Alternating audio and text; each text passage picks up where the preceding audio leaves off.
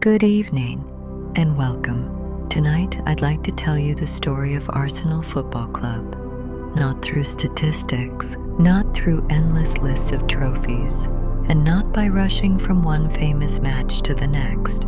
Instead, we're going to take our time. We'll explore how a small football club founded by factory workers in southeast London became one of the most influential clubs the game has ever known. Whether you're a lifelong Arsenal supporter, a football fan, or simply someone looking for a peaceful story to fall asleep to, I'm glad you're here. So, get comfortable, dim the lights if you haven't already, close your eyes, and let's travel back, long before the Premier League, before the Emirates Stadium, before Highbury, before Herbert Chapman, before Arsène Wenger, before Thierry Henry. There was simply London. For almost 2,000 years, London has been a city in constant motion. Romans crossed the River Thames where London Bridge now stands. Medieval merchants filled its narrow streets. Kings and queens ruled from nearby palaces. The city survived plague. It survived the Great Fire. It grew through the Industrial Revolution until it became the largest city the world had ever known. By the late 19th century, London was unlike any other place on earth. Steam trains rattled through the capital. Horse-drawn carts shared crowded roads with the first electric trams. Factories worked from dawn until dusk. Millions of people called the city home. Each neighborhood developed its own identity, its own traditions, its own communities, and somewhere in the southeast of the city, on the banks of the River Thames, stood the Royal Arsenal. It was far more than a factory. It was a place where thousands of skilled workers built the weapons, ammunition, and machinery that helped supply the British Army. The work demanded precision, discipline, teamwork. Perhaps it's no surprise that after long days inside the factory, many of those same workers found enjoyment in another activity that rewarded exactly the same qualities: football. At the time, the game was still young. There was no Football League champion, no FA Cup final watched by millions around the world. Professional football itself was only beginning to take shape. No one working inside the Royal Arsenal could have imagined that a football team formed during their spare time would one day be followed by millions of supporters across every continent, or that its influence would stretch far beyond North London. Because Arsenal's story is not simply the story of a football club. It is the story of innovation, of ambition, of reinvention. A club that repeatedly changed the way football was played. And like every great story, it began with a handful of ordinary people who had no idea they were making history. So, let's begin where Arsenal began. Not in North London, but in Woolwich, in the autumn of 1886. Chapter 1: A club built in a factory. When people think of Arsenal today, they often picture North London, the Emirates Stadium, red and white shirts, the roar of more than 60,000 supporters. But Arsenal did not begin there. To find the club's true beginnings, we have to travel several miles south of the River Thames, to Woolwich. In the late 19th century, Woolwich was one of Britain's most important industrial communities. It was home to the Royal Arsenal, a vast military complex where thousands of men manufactured weapons, ammunition, and equipment for the British Army. The work demanded skill, precision, patience. For many, it was secure employment in an era when that could never be taken for granted. But life was not simply work. Like communities across Britain, the workers of Woolwich found enjoyment in sport. Cricket in the summer, football in the winter. As football grew in popularity during the 1880s, groups of friends and colleagues began forming teams of their own. One such group worked in the Dial Square workshop inside the Royal Arsenal. On an autumn evening in 1886, they decided to create a football club. It was not the result of years of planning. There was no grand vision of future glory. No one imagined league championships or famous stadiums or supporters spread across the world. They simply wanted somewhere to play. The new team was called Dial Square, named after the workshop where many of the players were employed. Their first recorded match took place in December 1886 against Eastern Wanderers. Dial Square won comfortably. By all accounts, the players celebrated afterwards at a local public house. It was a modest beginning, the sort of afternoon that countless amateur football clubs experienced across Victorian Britain. What made this one different was what happened next. Within weeks, the founders decided the club needed a name that represented more than a single workshop. They chose Royal Arsenal. It reflected not only where they worked, but the community they belonged to. The football club and the factory became closely connected. Many of the players worked together during the week before sharing the pitch on Saturdays. Supporters were often friends, neighbors, and fellow workers. Football was becoming part of everyday life in Woolwich. The game itself was changing quickly. Professional clubs were beginning to emerge in the industrial towns of northern England. Attendances were growing. The Football League would soon be formed. Arsenal's founders realized that football was becoming something much bigger than a weekend pastime. Royal Arsenal grew with it. The club attracted better players. Crowds slowly increased. Fixtures became more ambitious. There was an excitement that something special might be developing in Woolwich. In 1891, Royal Arsenal made a decision that would change the club forever. It turned professional. The move was controversial. Many clubs, particularly in the south of England, still believed football should remain an amateur game. Some even refused to play against professional teams. Royal Arsenal accepted the criticism. The club's leaders believed professionalism represented the future of football. History would prove them right.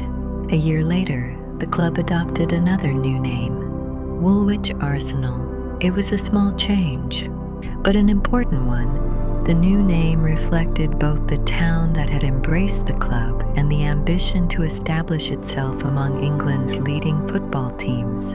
In 1893, Woolwich Arsenal achieved another historic milestone. They were elected to the Football League. In doing so, they became the first club from southern England to join the competition. It was a bold step.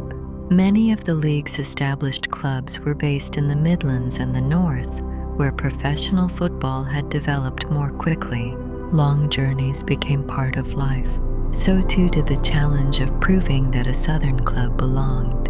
The years ahead would not always be easy. Crowds in Woolwich remained smaller than those enjoyed by many northern clubs.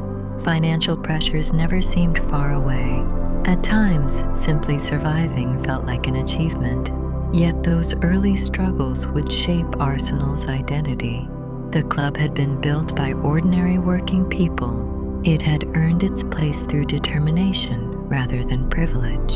And although nobody could have known it at the time, those difficult years in southeast London were quietly preparing Arsenal for the boldest decision in its history, a decision that would divide opinion, change English football, and move the club to a new home in North London. Chapter 2: The Move That Changed Everything. By the beginning of the 20th century, Woolwich Arsenal had achieved something remarkable. The club, founded by factory workers, had earned its place in the Football League and established itself among England's professional clubs. Yet success on the pitch did not always bring security away from it. The problem was geography. Woolwich sat in the southeast of London, separated from much of the city by the River Thames. Traveling to home matches was not always easy, particularly at a time when London's transport network looked very different from today. Supporters came in respectable numbers, but not enough. Many of Arsenal's rivals attracted larger crowds. Larger crowds meant larger gate receipts. Larger gate receipts meant greater financial stability. Football was changing quickly. Running a successful club required more than talented players. It required money. By the first years of the new century, Woolwich Arsenal was feeling the strain. The club experienced financial difficulties. Relegation from the First Division in 1913 made the situation even more serious. There was a growing sense that something had to change. The man who believed he had the answer was Sir Henry Norris. Norris had become one of the club's leading figures and was convinced that Arsenal's future did not lie in Woolwich. Instead, he looked north. His attention settled on Highbury. At the time, Highbury was a growing residential area with far better transport links than Woolwich. Trams, buses, and railway stations connected it to a much larger population. For Norris, the calculation was straightforward.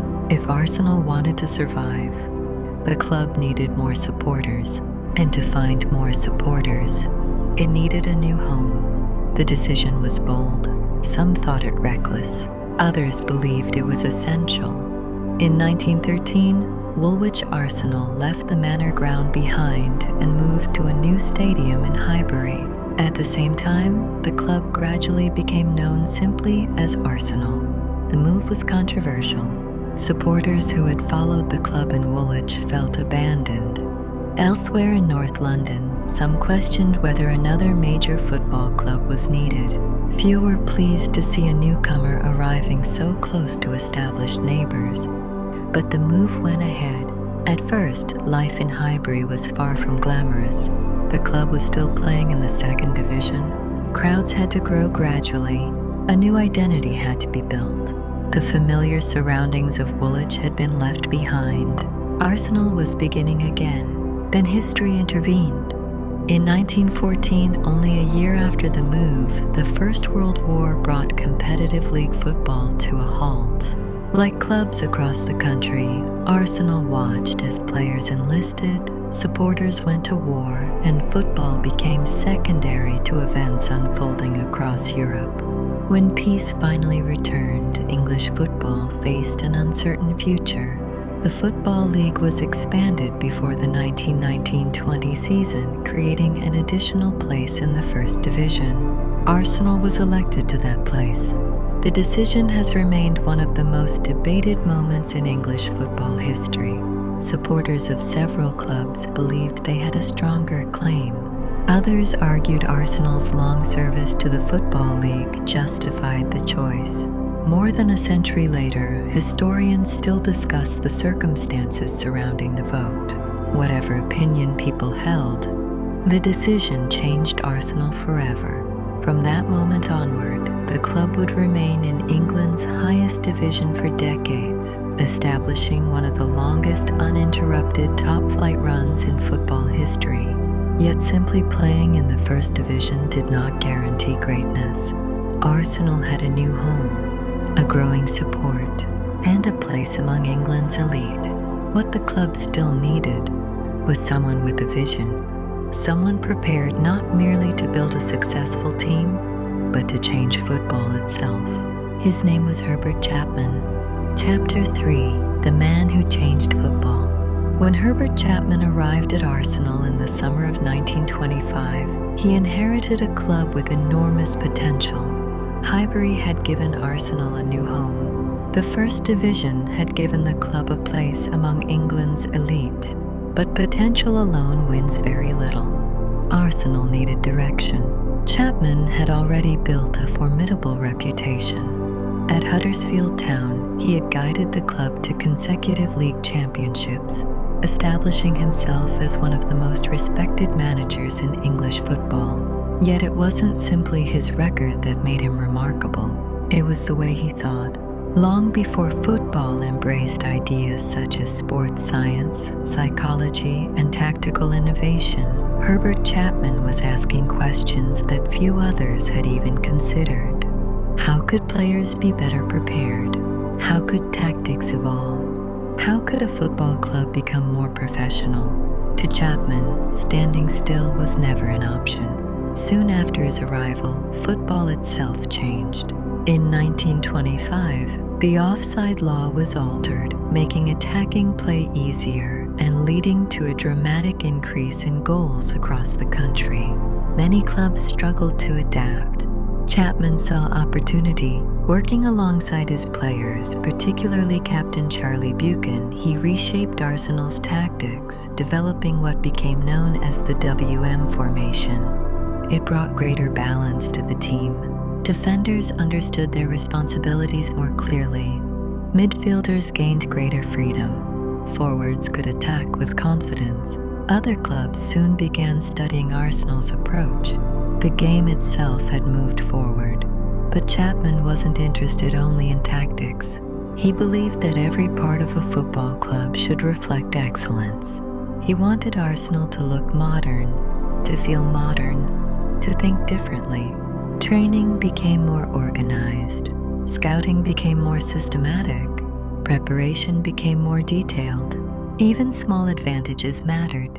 Around Highbury, changes were taking place too. The stadium was expanded into one of the finest football grounds in Europe.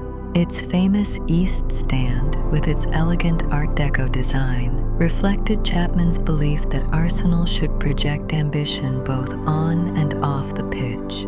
Visitors arriving at Highbury quickly understood they were entering somewhere special. Chapman also understood the importance of identity. During his time at Arsenal, the club adopted shirts with white sleeves, creating a distinctive look that would become recognized around the world. Even London's Underground played its part. The nearby station, once known simply as Gillespie Road, was eventually renamed Arsenal, the only station on the network to bear the name of a football club. It was another sign that the club was becoming woven into the identity of North London. Success soon followed innovation. In 1930, Arsenal won the FA Cup for the first time, defeating Huddersfield Town at Wembley. For Chapman, it was a deeply satisfying moment. The club he had spent years rebuilding had finally claimed its first major honor.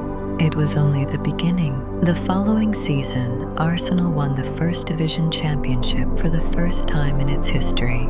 Supporters who had once worried about the club's survival now watched one of the finest teams in England. The transformation was extraordinary. Yet perhaps Chapman's greatest achievement was not a trophy. It was a culture. He convinced Arsenal that excellence should become an expectation rather than an ambition. Every improvement mattered. Every detail mattered. Every season began with the belief that the club should compete for the biggest prizes. Then in January 1934, tragedy struck. While traveling home after watching a reserve team match, Herbert Chapman became ill with pneumonia. Within days, he had died. He was only 55 years old. The news shocked English football. Arsenal had lost far more than a manager. It had lost the visionary who had transformed its future. Many clubs would have struggled to recover from such a loss. Arsenal did something different. They carried on building the house that Herbert Chapman had designed, the players he had assembled, the standards he had established, the ideas he had introduced. In the years that followed, Arsenal would win more league titles and more trophies. Chapman would not be there to see them, but his influence could be felt in every victory.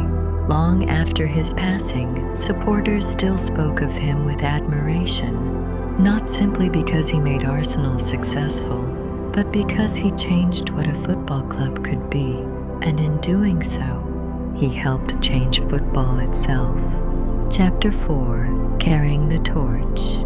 When Herbert Chapman died in January 1934, many wondered whether Arsenal's greatest days had ended with him.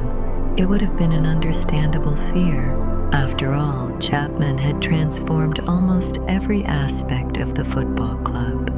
The tactics, the training, the scouting, the ambition. He had built far more than a successful team. He had built a way of thinking. The challenge facing Arsenal was immense. How do you replace someone who changed the game itself? The answer, it turned out, was not to replace him. It was to continue his work. Joe Shaw, a long-serving Arsenal player, took temporary charge in the difficult weeks that followed. Soon afterwards, George Allison became manager. Unlike many football managers, Allison had never been a professional player.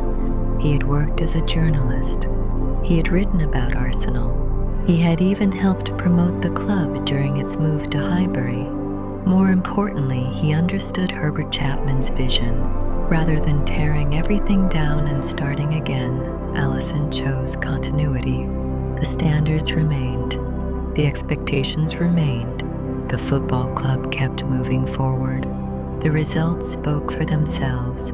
Arsenal won the First Division title in 1934-35, then again in 1937-38. In between, they lifted the FA Cup in 1936.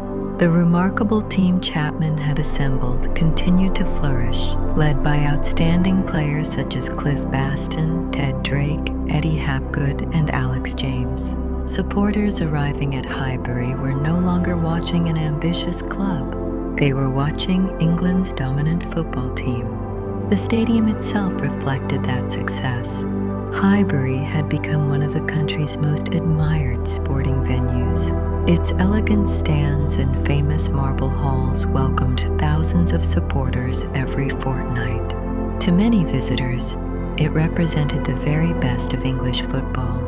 Yet beyond the walls of Highbury, the world was changing. Across Europe, political tensions continued to grow. By the late 1930s, newspapers carried fewer stories about football and more about international uncertainty.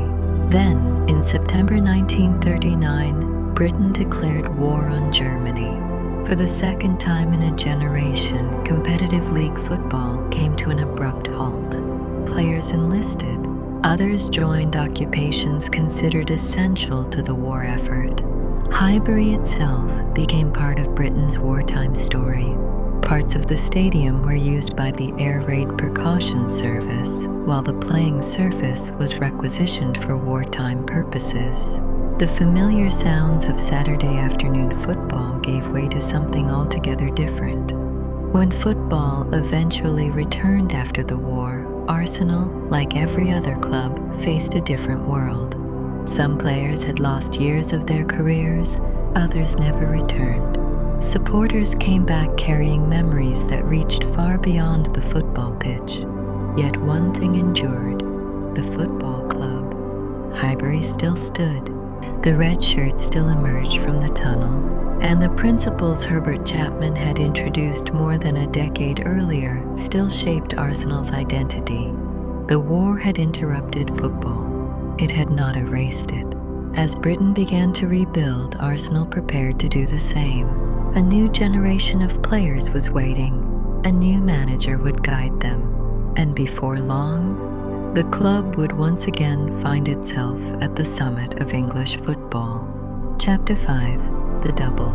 When football returned after the Second World War, it returned to a different country.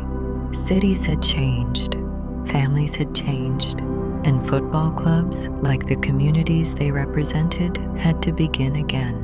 Arsenal was no exception. Many of the familiar faces of the 1930s had moved on. A new generation would have to write its own story. The task of leading that new beginning fell to Tom Whittaker. Unlike many managers of his era, Whittaker already knew Arsenal inside and out. He had played for the club before injury ended his career. He later became the club's trainer, working alongside Herbert Chapman and witnessing firsthand the standards that had transformed Arsenal into one of England's leading sides. When he became manager in 1947, he inherited more than a football club. He inherited a philosophy.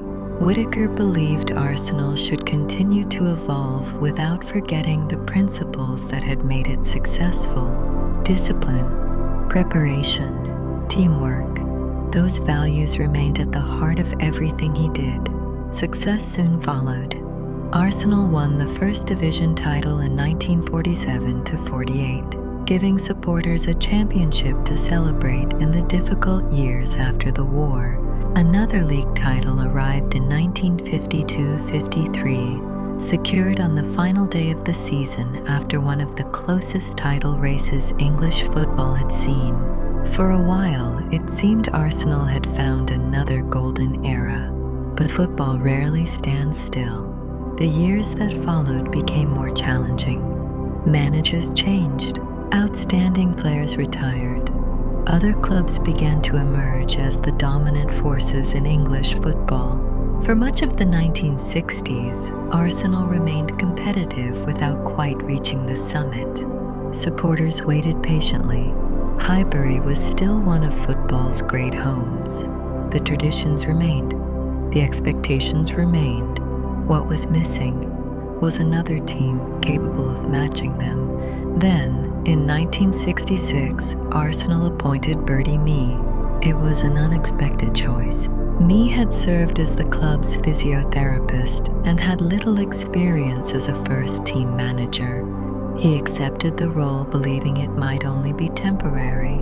Instead, he quietly assembled one of the finest sides in the club's history.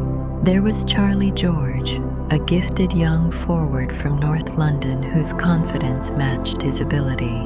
Frank McLintock brought leadership. George Armstrong offered consistency on the wing. Peter Storey added determination in midfield. And at the heart of the defense stood the elegant captain, Frank McLintock, whose calm presence gave the team confidence in difficult moments. Progress was gradual. In 1970, Arsenal reached the final of the Intercities Fairs Cup. After losing the first leg away from home, they produced a memorable performance at Highbury to overturn the deficit and lift the trophy. It was the club's first European honor. Supporters celebrated, but there was already a feeling that something even greater might be possible. They were right. The 1970-71 season became one of the most memorable in Arsenal's history. The league title race went down to the final match of the season. Arsenal traveled to Tottenham Hotspur needing victory to become champions. There are few more difficult places to win a title than the home of your fiercest rivals. For much of the evening, the match remained tense and scoreless. Then, late in the game, Ray Kennedy rose to meet a cross. His header found the net. Arsenal were champions of England. Supporters scarcely had time to catch their breath before another challenge arrived. Just 5 days later, Arsenal faced Liverpool in the FA Cup final at Wembley. The match went to extra time. With the scores level, Charlie George struck the winning goal. His celebration, lying flat on his back with his arms outstretched on the Wembley turf, became one of the most famous images in English football. Arsenal had completed the double.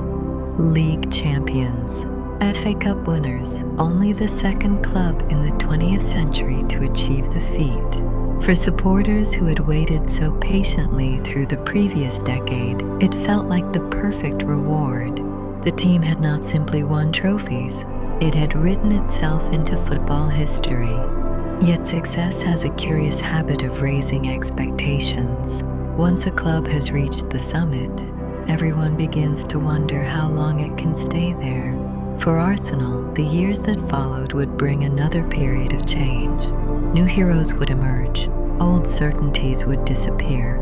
And by the end of the 1980s, one extraordinary night at Anfield would redefine what was possible. Chapter 6, Searching for Another Great Team. The double changed Arsenal forever. Supporters who had watched Bertie Mee's side conquer England believed they were witnessing the beginning of another great era. For a while, it seemed they were. The years immediately after 1971 still brought moments of excitement. Arsenal returned to Wembley.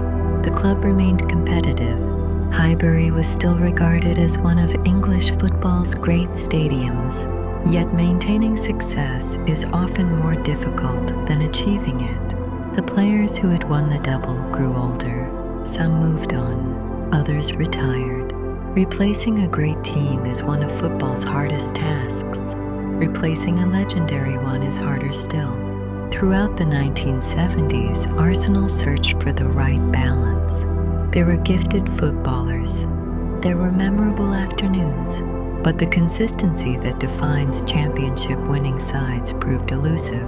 Even so, there were occasions that reminded supporters why they kept believing. In 1978, Arsenal reached the FA Cup final. A year later, they returned. The 1979 final against Manchester United has become part of Arsenal folklore. For much of the afternoon, Arsenal appeared to be cruising towards victory. Then, in the closing minutes, Manchester United scored twice in quick succession. Suddenly, a match that had seemed won was level. Extra time felt inevitable. But football has a remarkable habit of producing moments that no scriptwriter would dare invent. Almost immediately from the restart, Arsenal attacked once more. Liam Brady surged forward. The move gathered pace. The ball found Graham Rix on the left. His cross swept into the penalty area. Alan Sunderland arrived at exactly the right moment. With only moments remaining, he scored. Within seconds, the final whistle followed. Arsenal had won the FA Cup. Supporters still speak of it today simply as the 5-minute final. It remains one of the most dramatic endings Wembley has ever witnessed. Yet even that unforgettable afternoon could not disguise a wider truth. The club was struggling to challenge consistently for the league championship. The early 1980s became a period of transition. Managers changed, players came and went. Some seasons hinted at progress, others ended in frustration.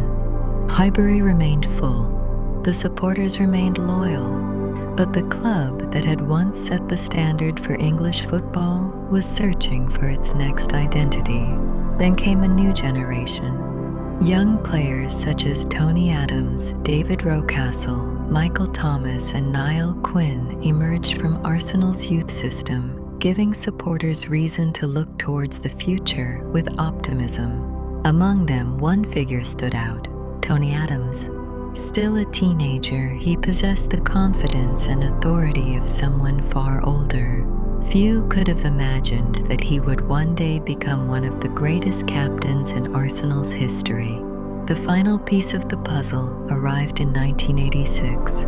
His name was George Graham. As a player, Graham had been part of Arsenal's double-winning side. Now he returned as manager.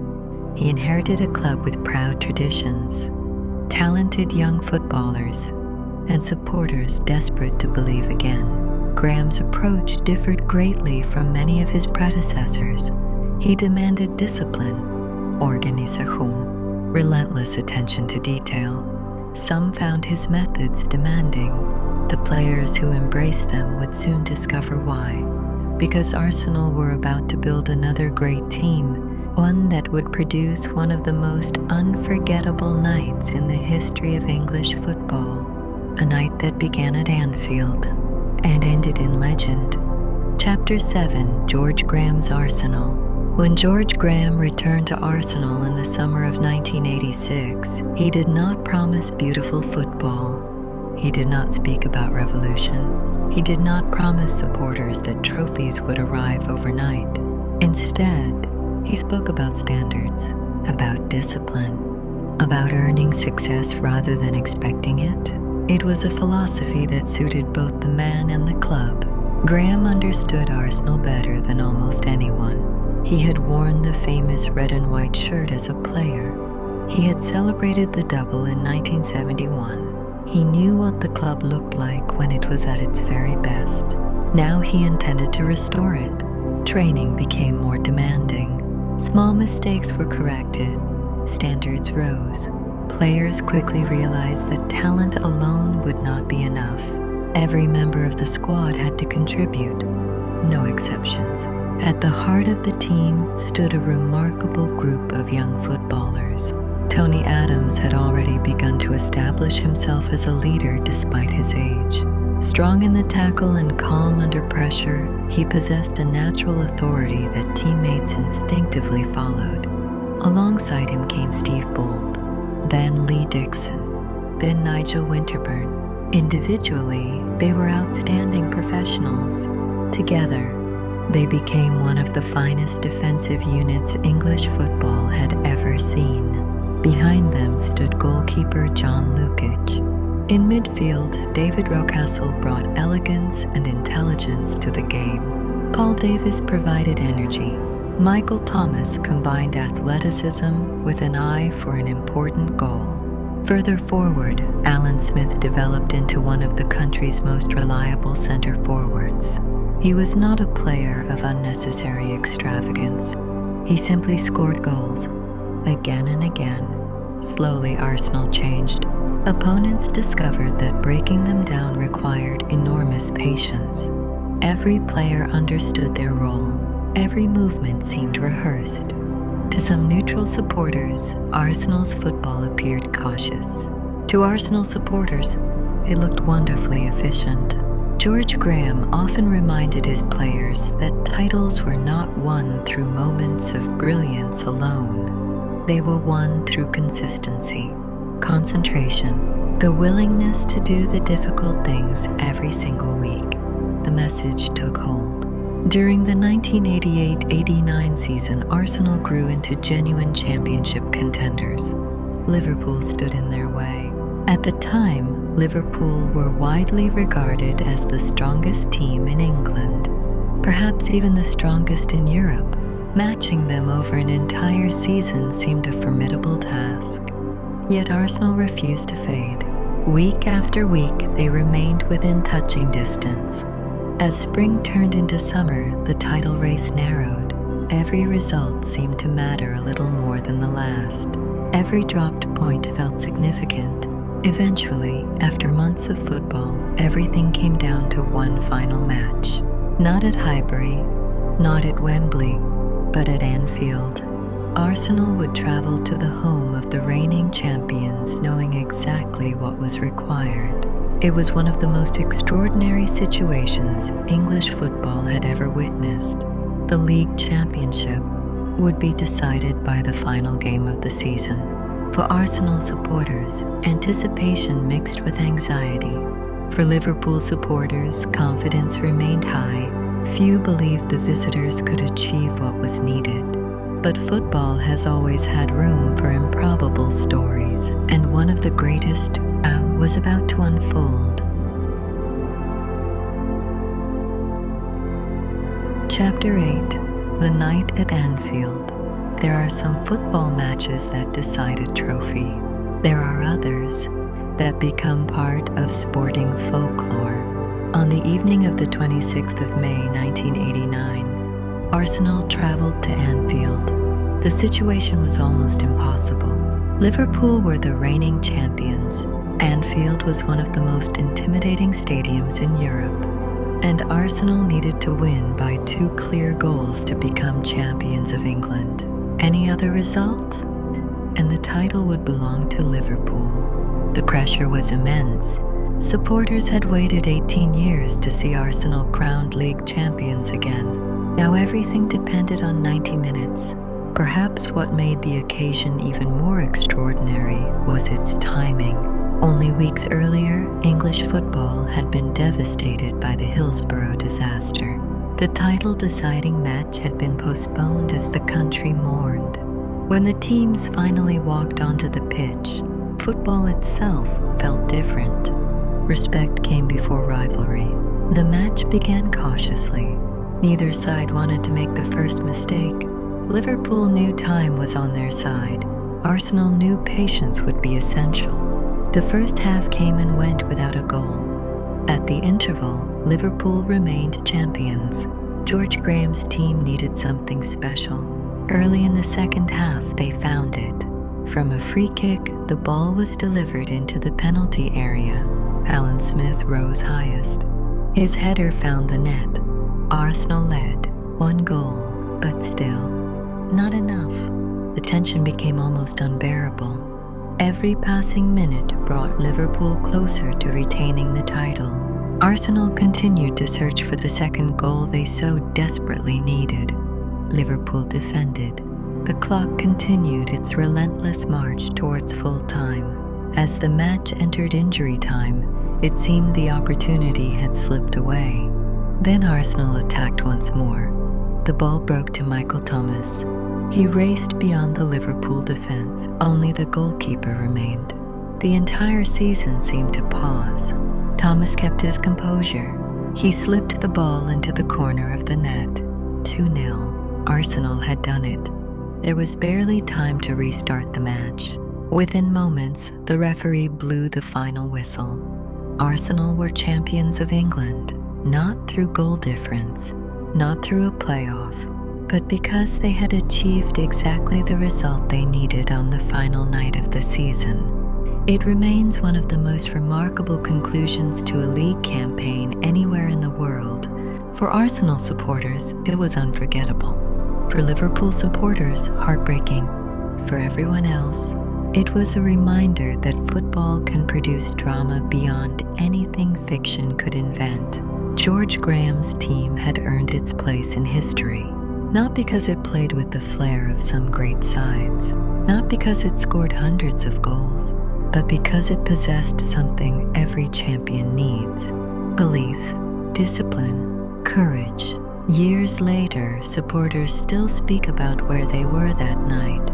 They remember watching the clock, holding their breath, wondering whether one final chance would arrive. And then, Michael Thomas. For many clubs, one famous victory becomes the defining moment in their history. For Arsenal, it became something slightly different, a bridge between one great era and another that nobody yet saw coming. Because while George Graham had restored Arsenal to the summit of English football, a quiet revolution was already beginning elsewhere. Its architect was a little-known Frenchman. His name was Arsène Wenger. Chapter 9. Arsène Wenger. By the middle of the 1990s, English football was changing. The Premier League had arrived. Television audiences were growing around the world. Foreign players were becoming an increasingly familiar sight. The game itself was becoming faster, more international, and more demanding. Arsenal, however, found themselves at another crossroads. George Graham had left the club in 1995, bringing to an end one of the most successful managerial reigns in its history. For a time, Bruce Rioch took charge. His spell was brief. By the autumn of 1996, Arsenal were searching once again for a new direction. The answer came from Japan. His name was Arsène Wenger. When Arsenal announced his appointment, the reaction was one of curiosity rather than celebration. Many supporters had never heard of him. Some newspapers simply asked, "Arsène who?" It was not meant unkindly. It reflected the genuine surprise that one of England's biggest clubs had appointed a French manager who had most recently been working in Japan. Few people realized just how significant that decision would become. From his very first days at the club, Wenger began making changes. Some were obvious, others were almost invisible. Training sessions became more structured. Recovery received greater attention. Players were encouraged to think carefully about nutrition, rest, and preparation. To modern footballers, those ideas seem entirely ordinary. In England during the 1990s, they were far less common. Not everyone welcomed the changes. Some experienced professionals questioned whether they were necessary. Others embraced them immediately. Gradually, the results spoke for themselves. Wenger inherited an outstanding defensive foundation. Tony Adams, Steve Bold, Martin Keown, Lee Dixon, Nigel Winterburn, a group that had already established itself among England's finest. Rather than replacing them, he refined them. At the other end of the pitch, Arsenal began to play with greater freedom. The football became quicker, Passing became more fluid. Movement became constant. Supporters noticed the difference almost immediately. The discipline of George Graham remained. Now it was joined by imagination. The transformation was remarkably swift. During the 1997-98 season, Arsenal mounted a serious challenge for the Premier League title. Manchester United appeared to have the advantage. At one stage, Arsenal trailed by a considerable margin, yet Wenger's side refused to panic. Victory followed victory. Confidence grew. By the spring, momentum had completely shifted. Arsenal were champions of England. A few days later, they defeated Newcastle United in the FA Cup final. League champions, FA Cup winners, the double. It was an extraordinary achievement, especially for a manager who, less than 2 years earlier, had been almost unknown to English football. The success was no accident. Wenger believed football should be beautiful, not beautiful for its own sake, but because intelligent, attacking football gave his team the best chance of winning. Players flourished under his guidance. Dennis Bergkamp, already admired as one of Europe's finest footballers, reached new heights. Patrick Vieira became one of the most commanding midfielders in world football. Marc Overmars brought breathtaking pace. Emmanuel Petit offered elegance and composure. Together, they formed the heart of a team that seemed capable of almost anything. Yet Arsène Wenger was never satisfied. Winning one league title was not enough. Winning one double was not enough. He believed Arsenal could become even better. The players believed him, the supporters believed him, and somewhere in France, a young striker was about to arrive in North London. His name was Thierry Henry. Neither he nor Arsène Wenger could possibly have imagined the story they were about to write together.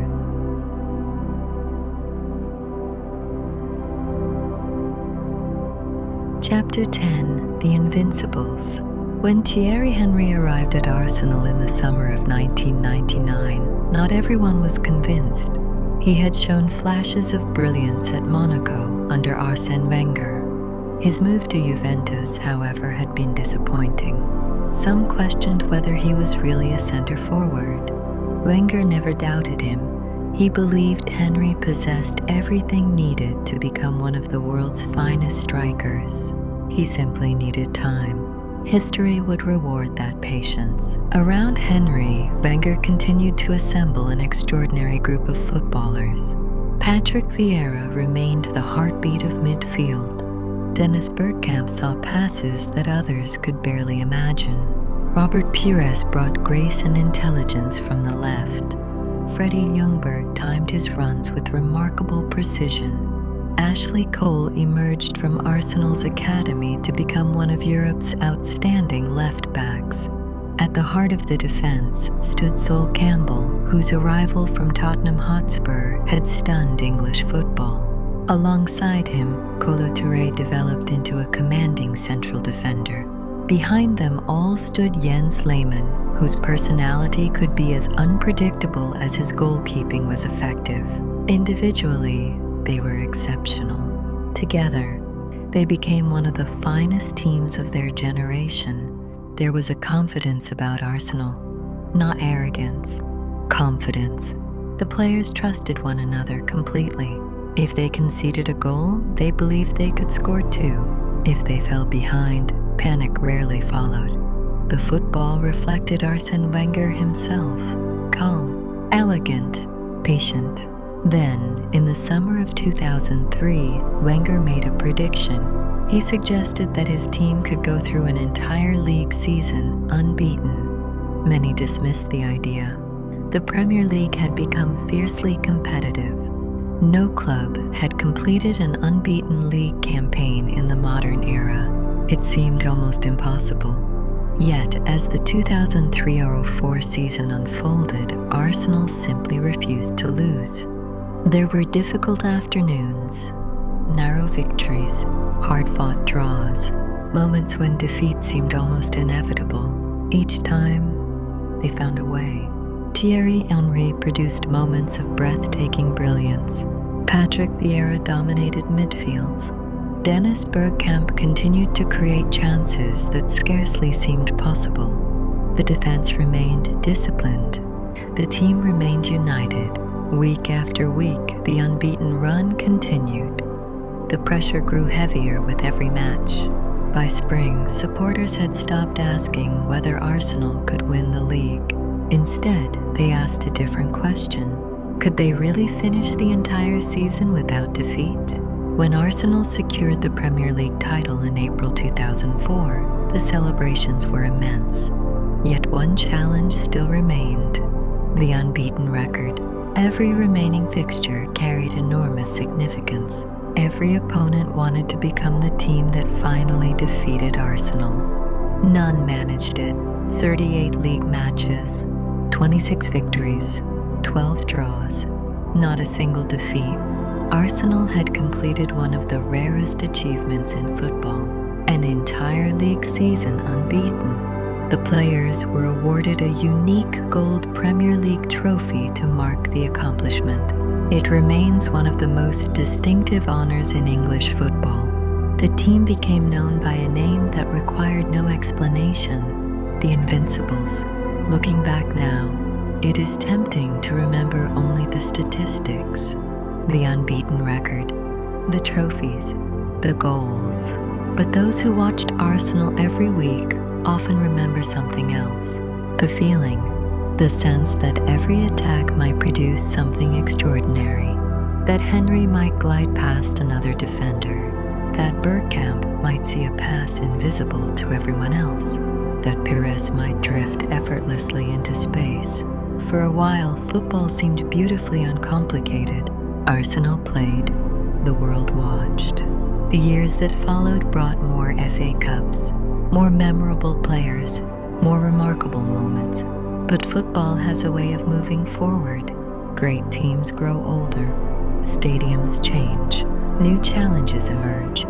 Soon Arsenal would prepare to leave the home they had loved for almost a century. Highbury, a stadium that had witnessed every triumph from Herbert Chapman to the Invincibles. Saying goodbye would prove far more difficult than anyone expected. Chapter 11. Goodbye, Highbury. Some football stadiums are simply places where matches are played.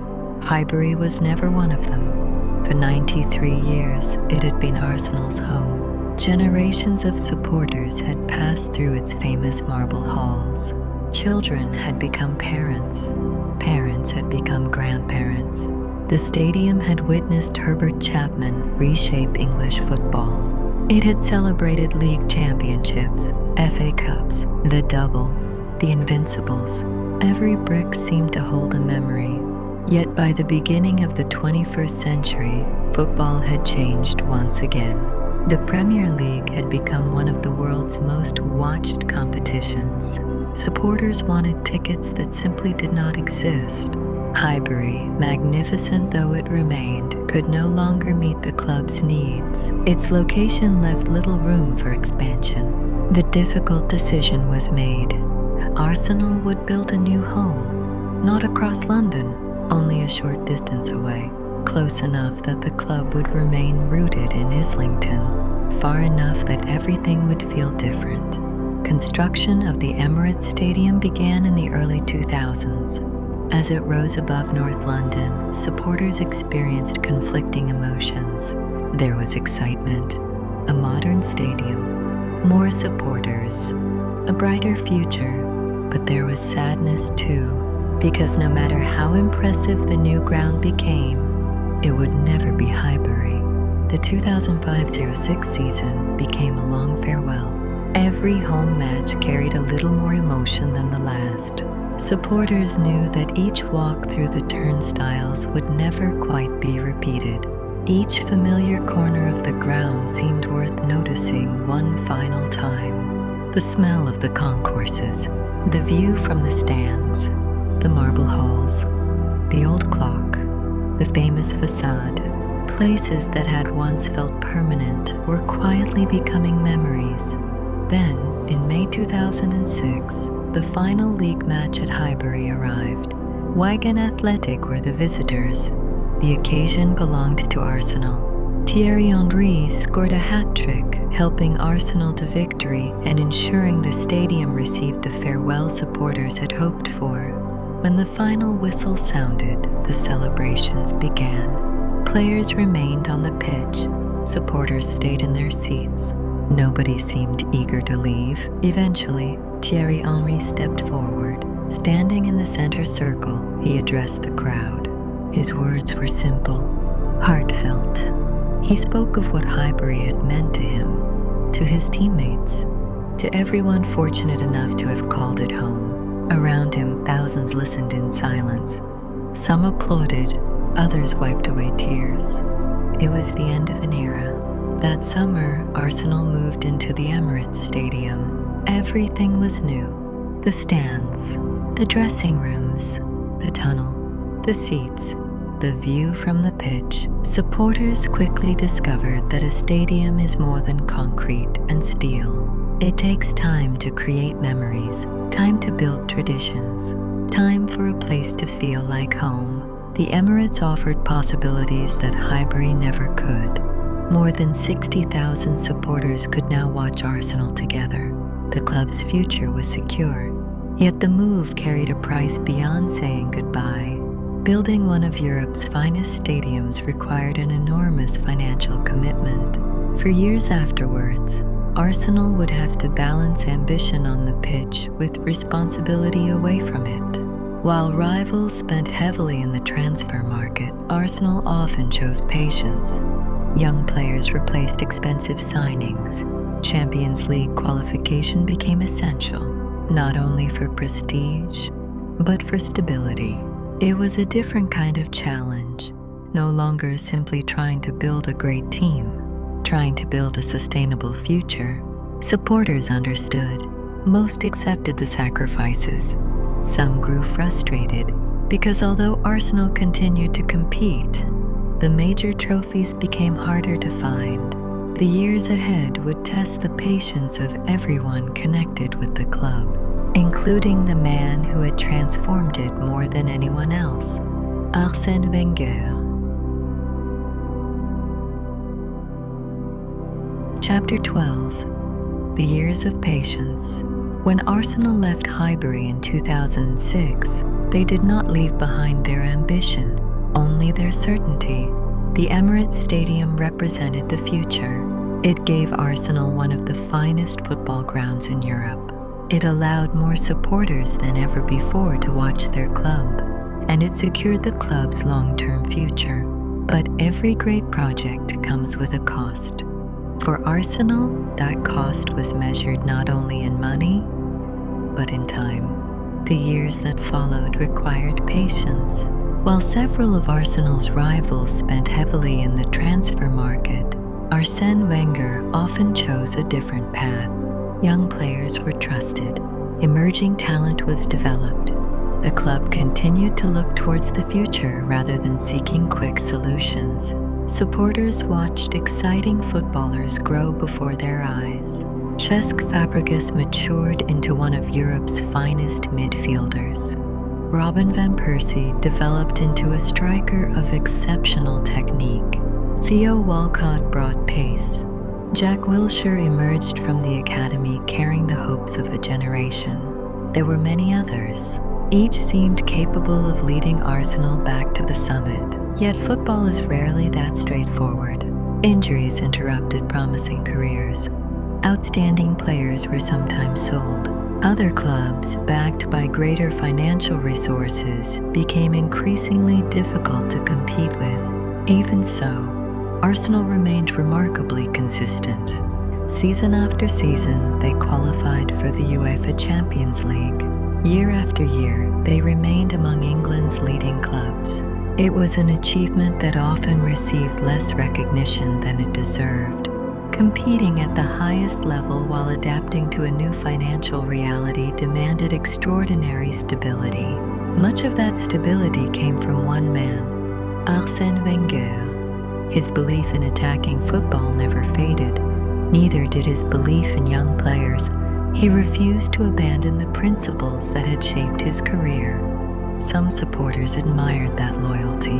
Others wondered whether the modern game demanded a different approach. The debate became part of Arsenal itself. Then came a wait that seemed to grow longer with every passing season. The trophies stopped arriving. League titles remained out of reach. Cup finals proved elusive. For a club of Arsenal's history, 9 years without major silverware felt unfamiliar. The pressure steadily increased. Every near miss seemed to deepen the frustration.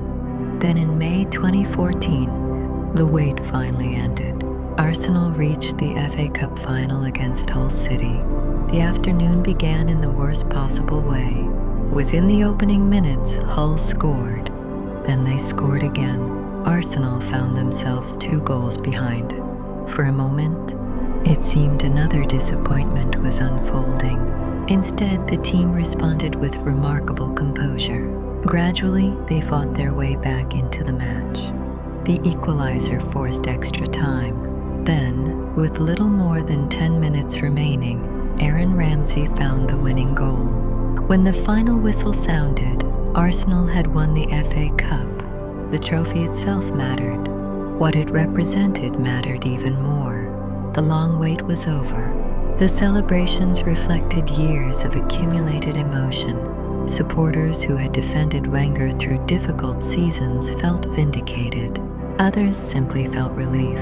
Winning has a way of lifting burdens that few people realize they are carrying. More FA Cup victories followed. Each one added another chapter to Arsène Wenger's remarkable story. Yet time moves quietly in football. The players who had won the double grew older. Then the Invincibles. Now Wenger himself had reached the final chapter of his journey. After more than 2 decades in charge, he announced that he would leave Arsenal at the end of the 2017-18 season. For many supporters, it was difficult to imagine the club without him. He had arrived as an unknown. He departed as the longest-serving manager in Arsenal's history, a league champion, an invincible, a multiple FA Cup winner, a man who had transformed not only Arsenal, but English football itself. His farewell marked the end of one of the game's greatest managerial eras. The question now was unavoidable. What comes after Arsène Wenger? For the first time in more than 20 years, Arsenal would have to find out.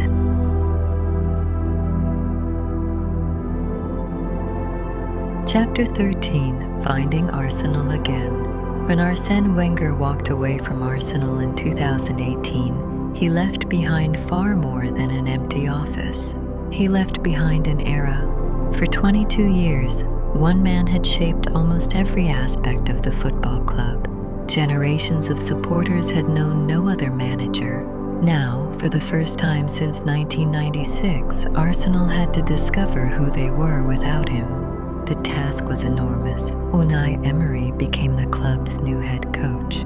He arrived with an impressive reputation and the difficult responsibility of following one of football's greatest managers. There were encouraging moments. Arsenal reached the UEFA Europa League final in 2019. Victory would have brought a European trophy and a return to the UEFA Champions League. Instead, the opportunity slipped away. Results became increasingly inconsistent. By the end of the year, the club decided another change was needed. For a short time, Freddie Ljungberg took charge as caretaker. A familiar face, a reminder of happier days.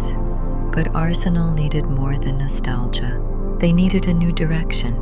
The answer came from within.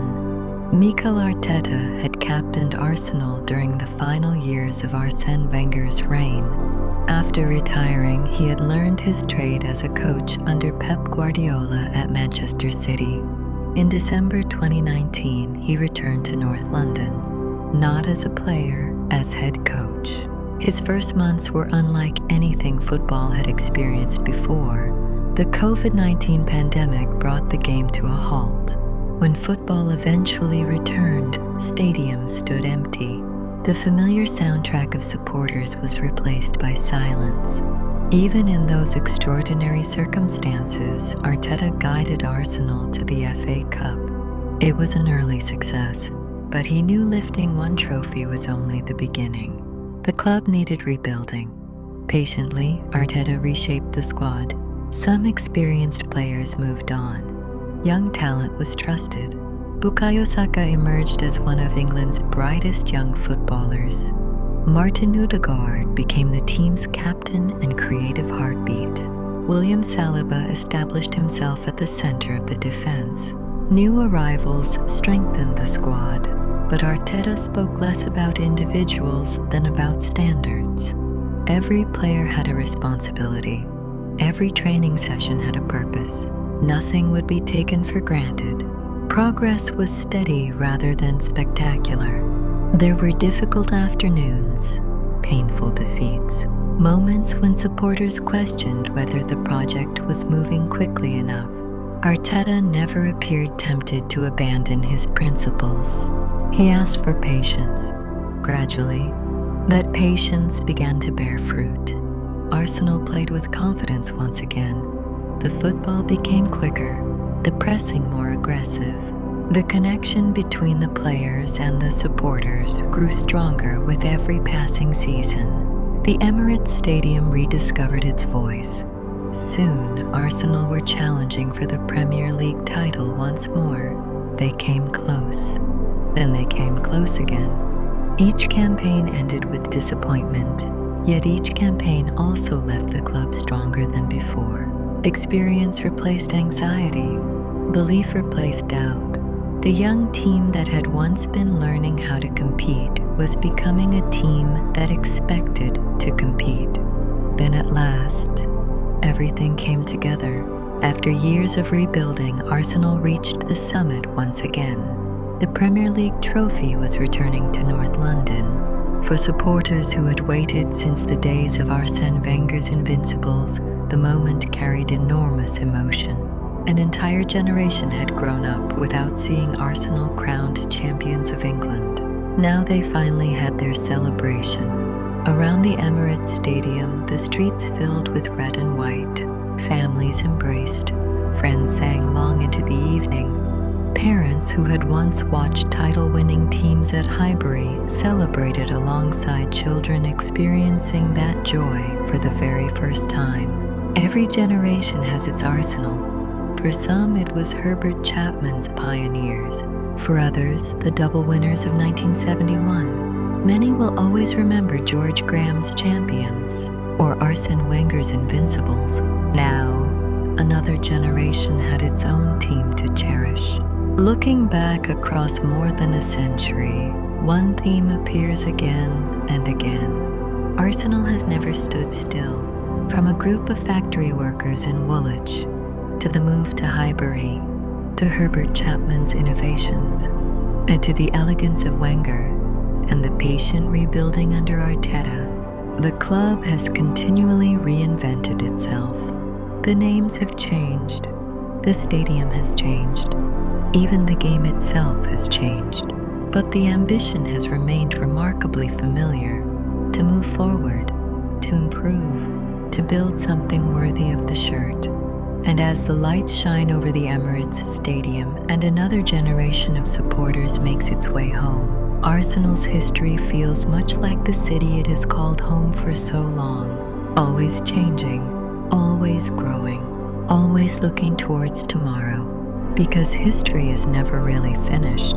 It is simply handed from one generation to the next. Epilogue: The Red and White. Our story began beside the River Thames, not in North London, but in Woolwich, with a handful of factory workers who simply wanted somewhere to play football after a long week's work. They could never have imagined what would follow. They could never have imagined Highbury, the marble halls, the packed terraces, the double, the Invincibles, or the Emirates Stadium rising above North London. To them, it was simply a football club. Perhaps that's the quiet lesson hidden within Arsenal's history. The greatest things often begin in the most ordinary ways. Over the years, Arsenal has worn many different faces. Herbert Chapman taught the game to think differently. George Graham reminded it that discipline could be beautiful. Arsène Wenger showed that elegance and excellence could exist together.